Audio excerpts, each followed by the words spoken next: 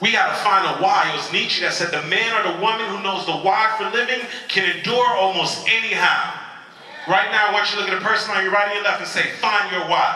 Find your why. Yes. You got to find your why. That's going to allow you to keep pushing forward. You got to find your why. That's going to allow you to keep pushing forward when you want to literally just stop, when you want to curl up in the bed and not even get out. And so when I think about that, I think about my good friend. His name is Errict Rhett. And Errict is a former NFL player. Errict played in the NFL for 8 years. He played for the Tampa Bay Buccaneers, the Cleveland Browns, and the Baltimore Ravens, who are on their way to the Super Bowl, who I know Dr. Lynn said, hey, Ray Lewis, right? And so one day, you know, Errict and I, we've been friends for about 8 years. So one day I was sitting down, I was watching ESPN, and they were sharing a statistic, and here's what they said. They said that less than 1% of the gentlemen that you see who are playing college football, who are playing high school football all across the nation, less than 1% will make it to the NFL. So I started looking at my friend a little different. You know, and I remember we were in the car, and I had to find a way to ask him this without offending him. I said, Errict, no disrespect, Errict. I said, Errict, you're not the strongest guy I know. I said, Errict, you're not the fastest guy that I know.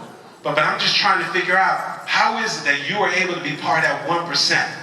And so Erric's got one of those personalities. Errict said, oh, you really want to know? I said, yeah, I want to know. He said, okay, come on. And so we drove to a place in Hollywood, Florida. And there's a neighborhood in there called Carver Ranches.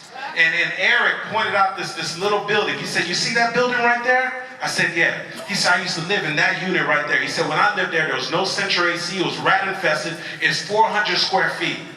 He said, there's 2 bedrooms. Me and my brother Mike, we shared a room. And my brother Ernest and Stanley shared another room. And he said, for 18 years, I watched my mom sleep on the same green couch.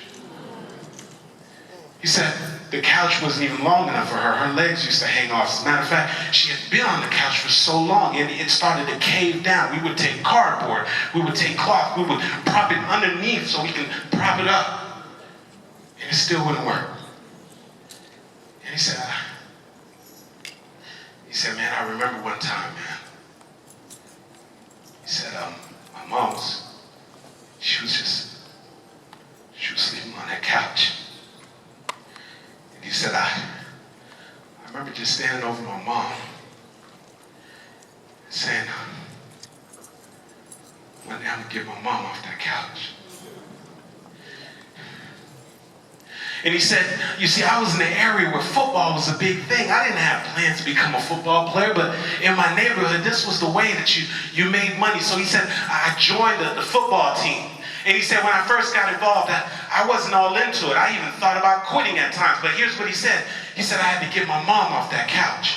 And he said that sometimes I'd be running the game. It's a physical sport. You get hurt. I have pain in my back. I'd want to go off to the sidelines. But all I kept thinking about is, I got to get my mom off that couch. And he said, man, maybe you don't understand. Sometimes we would practice. We would run up and down the field. And when the rest of the guys got off the field, I kept running, because I knew that I had to get my mom off that couch. And finally, with that work ethic, Errict got him a scholarship to the University of Florida. And so I said, hold on, Errict.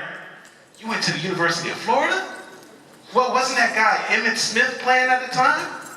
And he said, hold on, man. Maybe you don't understand. We were broke. We didn't have no cable TV. I don't know who Emmitt Smith was. And he said, besides, Emmitt Smith didn't have no mom sleeping on no couch. And he said, so I rode the bench the first year. And on that second year, when they had me sitting there's another guy who was starting before me. And there were times that I thought about quitting, but all I thought about was getting my mom off that couch. And finally, the guy who was running in front of me, he ended up getting her. And I knew my time was going to come. And I could sense it. The running back coach, he looked over at me. And at that time, he didn't call me Errict. He called me Big Man. He said, Big Man, you ready? Errict said, Coach had no idea. I had to get my mom off that couch. When Errict Rhett got on that field, The University of Florida would never see another running back like it. Errict Rhett would break every single record set by Emmitt Smith. As a matter of fact, in 1994, Errict was recruited in the second round by the Tampa Bay Buccaneers. The very first thing that he did with that signing bonus was drive down to sunny South Florida, neighborhood and plantation, bought a 4,500 square foot home, 3-car garage, and most importantly, he got his mom off that couch. And so here's what I say to you. You may not have a mom that's sleeping on the couch, but you gotta find some compelling reasons that's gonna make it worth it for you. When you feel tired and you want to quit, when you don't feel like showing up to the convention because you don't know how you're going to pay for your plane ticket, when you've been booking your home shows and your office shows confirming 15, 10 people and only 2 people have showed up, when you've got a big dream but right now you got a small check, you got to find some compelling reasons. Why? Because that's what's required in order to form a diamond. I want you to look at the person on your right and your left and say, find a compelling why.